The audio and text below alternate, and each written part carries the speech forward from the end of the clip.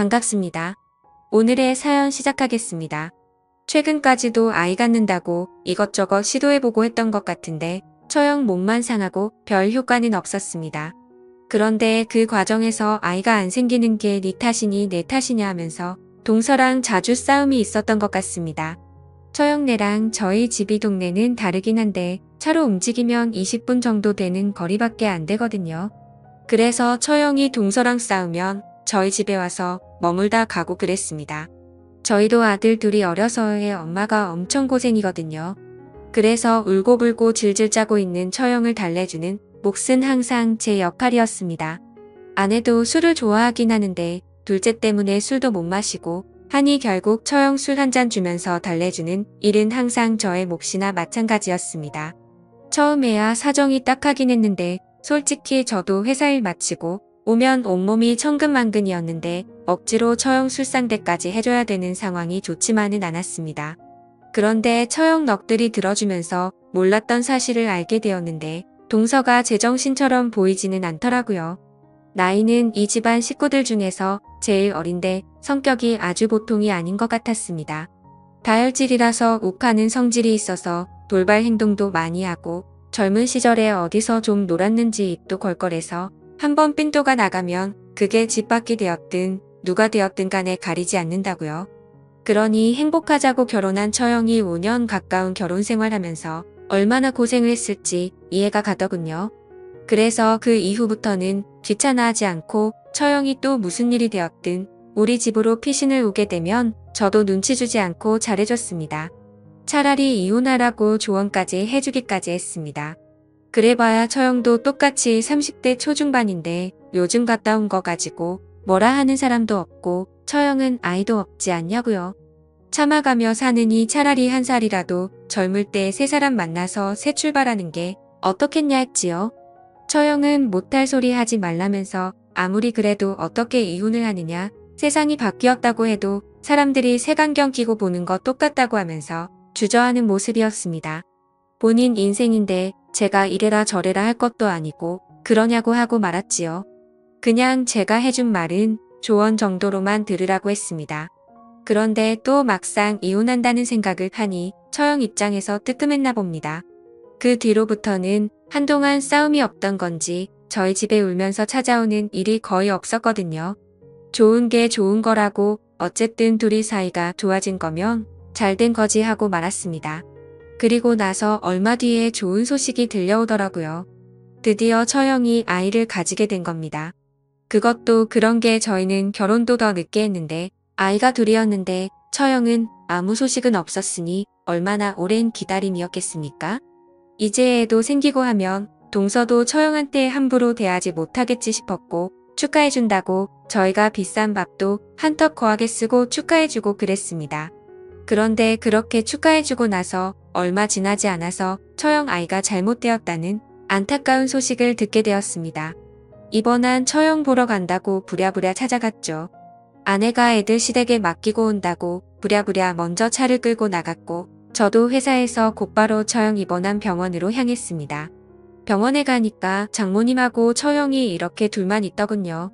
제가 도착하고 나서야 잠깐 바람 좀 쐬러 장모님이 자리를 비우셨는데 어떻게 해야 할지 모르겠어서 처형한테 무슨 말을 해야 할지 모르겠다고 옆에서 위로의 말을 건네니 처형이 갑자기 저를 와락 끌어안고는 펑펑 울기 시작했습니다. 처형이 우리 집에 와서 신세한탄하면서 자주 울기도 했는데 그날의 슬픔은 제가 가늠할 수 없을 만큼 그동안 제 앞에 흘렸던 눈물보다 더 큰 슬픔이 있었을 겁니다.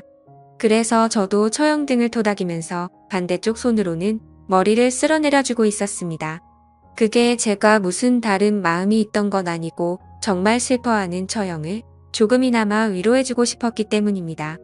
그러고 있는 나중에 동서가 병실문 벌컥 열고 들어왔습니다.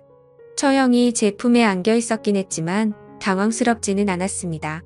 애초에 그 상황에서 제가 처형에게 무슨 흑심을 품고 그러고 있던 게 아니었으니 말이죠. 그런데 동서는 저한테 두 사람이 지금 뭐 하는 거냐면서 난리법석을 떨더군요.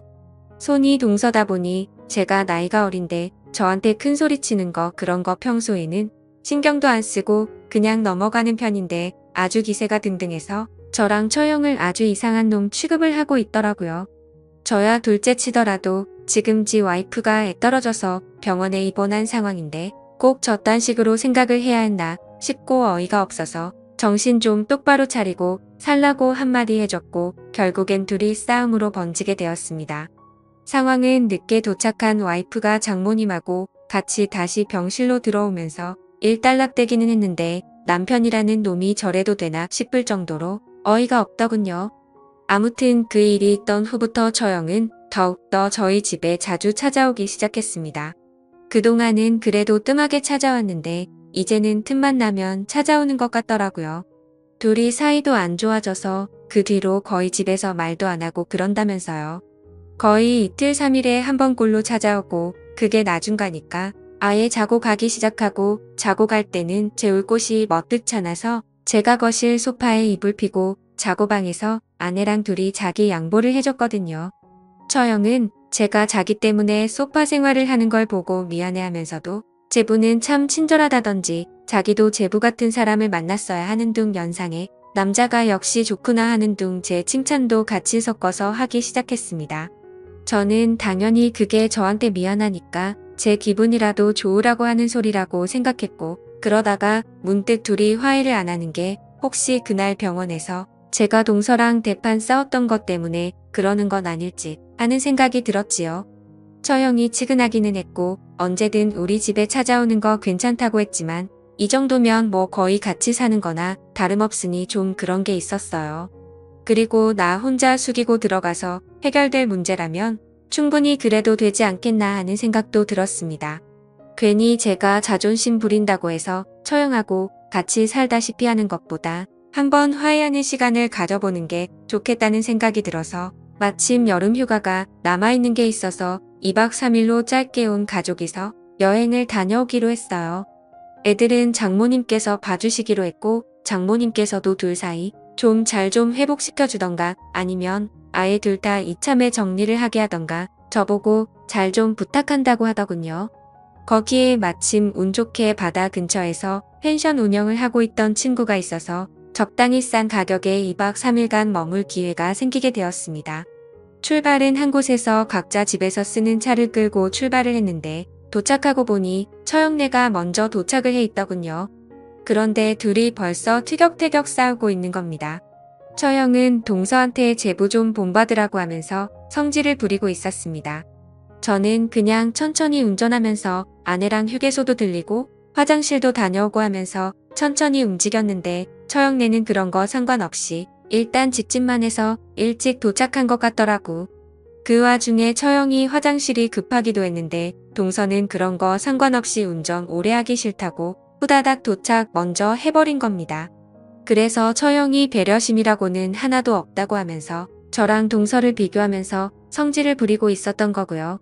저도 동서랑 오해도 풀고 두 사람 사이도 좋게 만들어주려고 온 육아인데 시작부터 저렇게 꼬이니 저도 머리가 다 아파왔습니다. 그래서 원래는 밤바다 구경도 좀 하고 해변도 거닐고 하려고 했는데 하는 수 없이 챙겨온 고기랑 술이랑 꺼내면서 일단 분위기 전환부터 하자고 바베큐 파티부터 시작을 해버렸지요. 준비를 하는데 동서는 하나도 도와주지 않더군요. 거기까지는 상관없는데 처형이 살랑살랑 흔들면서 오더니 저한테 애교까지 부려가면서 준비하는 걸 도와주기 시작한 겁니다. 제가 혼자 다 준비할 수도 있고 아내도 있는데 처형이 일부러 동서를 도발하려고 하는 건지 저랑 친한 모습을 보여주려고 하는데 너무 부담스러웠습니다. 아니나 다를까 고기가 다 구워지고 본격적으로 술자리가 시작되는데 동서는 저 멀리서 입이 대빨 나와가지고는 같이 즐길 생각도 없어 보였네요. 제가 괜히 친한 척 맥주 한 캔 들고 옆에 앉아서 동서 기분 좀 풀어주기 시작했습니다. 그래도 제가 옆에서 노력을 하니 동서도 마음을 열었는지 제 말도 조금씩 듣고 속에 있던 이야기를 하나 둘씩 꺼내더군요. 처형이 지랑 저를 그렇게 비교를 한다면서 아직도 제 칭찬을 하는 처형의 모습에 앙금이 남아있는 모습을 보이더라고요. 어떻게 기분 좀 달래주려고 그러고 있었습니다. 아내는 처형 구슬르면서 둘이 화해하자는 식으로 같이 이야기를 끌고 가고 있는데 결국 이야기가 잘 안 됐나 봐요. 제 아내가 술을 못 마신다고 하지 않았습니까? 그런데 어떻게 분위기 좀 만들어 보겠다고 처형하고 같이 술을 마시면서 이야기를 했나 본데 결국 실패를 하고 말았던 거지요. 아내는 술이 몇 잔 들어가니 몸이 힘들어져서 결국 자러 들어가게 되었습니다. 처형도 아내랑 같이 들어가길래 같이 먼저 자러 들어가는가 싶었지요. 그리고 저는 동서랑 둘이 남아서 같이 이야기를 하고 있는데 술이 맥주만 남고 다 떨어지니 동서가 시내 나가서 같이 술 한 잔 더 하자고 하더라고요. 그런데 저는 어쨌든 다음날 일정도 있고 시간도 늦은 데다가 어차피 시내까지 나가려면 차를 끌고 가야 할 텐데 술 먹고 운전을 어떻게 하겠냐고 시내 나가서 마시는 건 다음날에 하는 게 어떻겠냐 설명을 했더니 동서는 기분이 나빴는지 자기 생각해주는 사람은 한 명도 없다고 성질을 부리면서 혼자서 차 끌고 나가버리더군요. 저 딴 자식이 다 있냐며 저도 치를 떨고 있었습니다. 결국 밥 먹고 술 먹은 자리 뒷정리는 저 혼자 하게 되었는데 뒷정리를 하고 있으니까 잠든 줄로만 알았던 처형이 숙소에서 밖으로 나오더라고요. 그 사람은 어디 갔냐고 물어보길래 혼자 더 마시고 싶었는지 차 끌고 나갔다고 말했습니다. 처형은 그럴 줄 알았다면서 자포자기한 표정을 짓고 있었어요.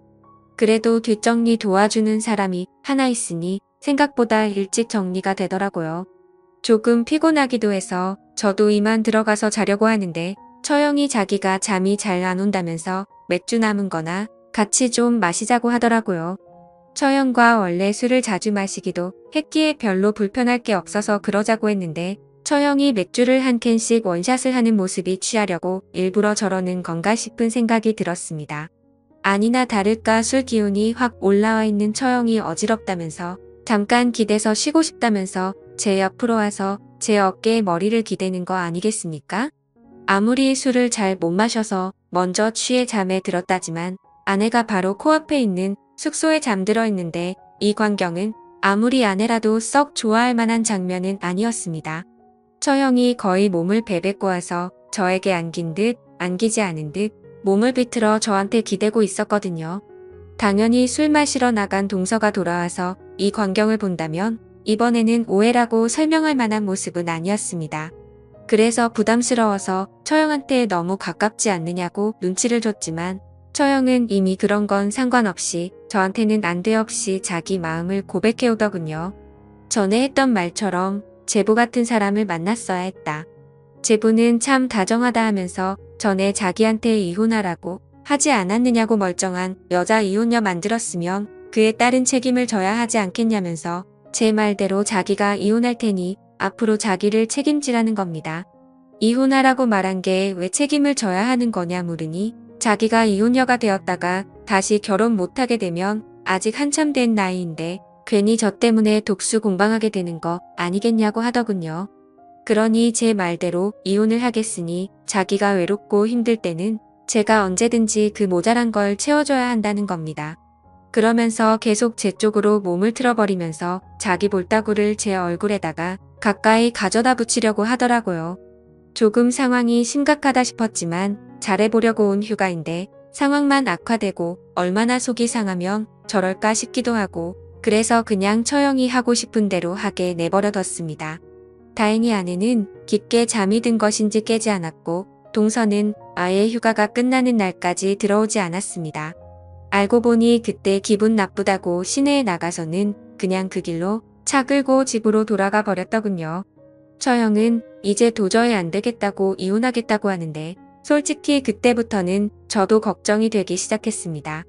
이미 처형은 그날 저에게 해소하고 싶었던 걸 모두 해소한 상황이었고 저한테 자기가 이혼하면 마치 제가 처형을 책임져야 한다는 듯이 말했던 게 문득 생각이 난 겁니다.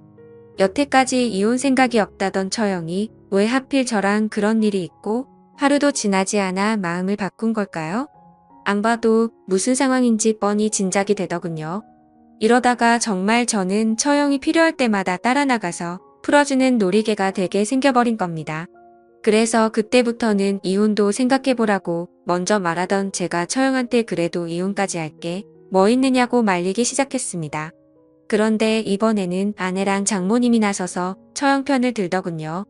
더 같이 살아봐서 뭐 하겠냐며 이젠 끝이라고 하면서 오히려 처형한테 힘을 실어주기 시작한 겁니다. 그렇게 결국 처형은 이혼을 하게 되었고 그 이후부터가 아주 가관입니다. 제 퇴근 시간 맞춰서 처형이 저희 회사 앞에서 저를 기다리고 있더군요. 자신의 동생 즉 그러니까 제 아내한테 전화해서 야근이 있다고 하던 무슨 이유를 대던지 하라면서 오늘 저녁에는 집에 들어가지 말라며 자기랑 같이 시간을 보내자는 겁니다.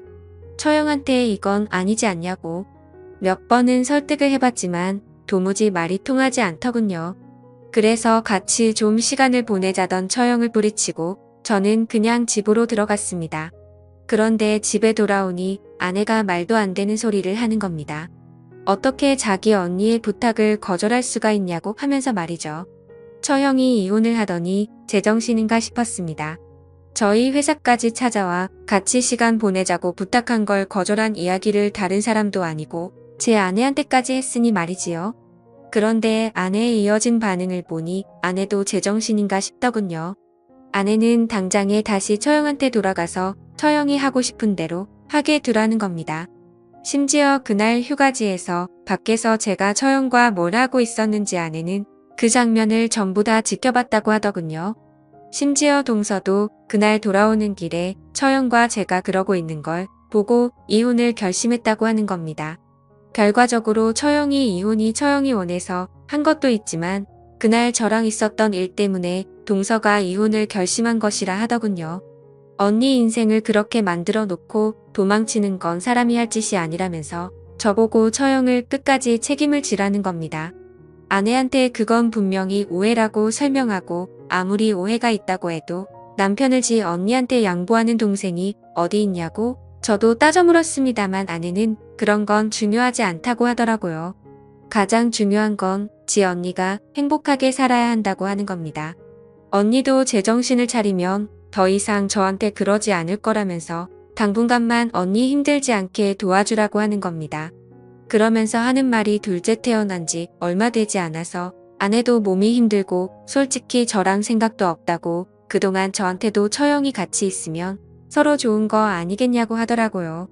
자기도 좋고 지 언니도 좋고 저도 좋고 전부 다 좋은 것만 있는데 아쉬울 게 뭐가 있느냐고요. 저는 아직도 그게 무슨 말도 안 되는 소리냐면서 거절하고 있기는 하지만 이제는 저도 뭐가 뭔지 모르겠습니다. 그냥 아내가 말하는 대로 좋은 게 좋은 거다 생각하고 처형이 원하는 대로 하게 해줘야 할지 아니며 니거지 같은 상황에서 빨리 발을 빼야 하는 건지 말이지요. 정말 생각지도 못한 상황 때문에 요즘 여러모로 너무 지치고 힘이 드네요. 모두 상처받지 않고 잘 해결할 수 있는 방법이 아예 없는 걸까요? 심란한 가운데 최대한 좋은 조언 많이 해주시면 참 감사하겠습니다.